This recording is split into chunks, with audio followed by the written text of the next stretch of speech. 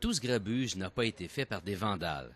C'est un chauffeur qui a fait une visite du commerce avec sa voiture. Michel Gagnon a saccagé voiture et commerce au volant de son auto. Visiblement en état d'ébriété, l'homme de 33 ans riait au moment de son arrestation, demandant aux policiers où ils avaient caché leurs caméras. C'est pas exactement ce que mon client m'a raconté. Ce que je sais, c'est qu'il aurait, semble-t-il, eu consommation de boissons. Et puis, mon client, à un certain moment donné, a décidé de prendre son véhicule. Tout a commencé à cette intersection.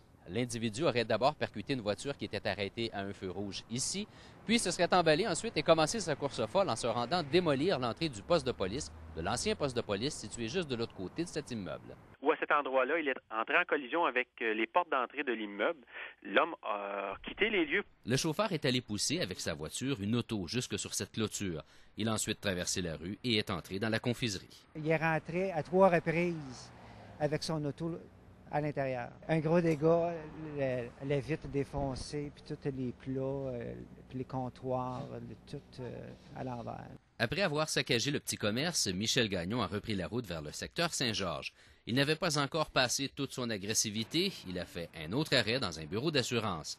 Angèle Simard a dû se rendre sur place au beau milieu de la nuit. Il n'y avait personne encore. Les policiers s'étaient rendus, mais eux autres, ils sont repartis immédiatement parce qu'ils se sont mis à la poursuite de la personne qui a fait les dommages. Ils l'ont finalement retrouvé dans une résidence tout près de ce marché d'alimentation où il avait abandonné sa voiture.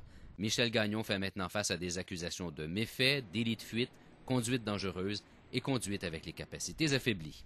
Il devra subir une évaluation psychiatrique afin d'évaluer son aptitude à comparaître. Il reviendra devant le tribunal mercredi prochain. Ghislain Morissette, TVA, Shawinigan.